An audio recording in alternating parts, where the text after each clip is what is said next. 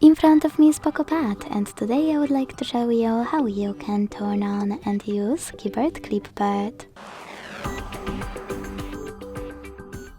Begin by launching your keyboard and clicking on Clipboard at the top of it. Then use the switcher at the top right corner to activate it and go back thanks to this arrow at the top left one. Following that, you need to copy or cut any text, and to paste it instantly, click on it at the top of your keyboard. To paste it later on, click on Clipboard and tap on your text here.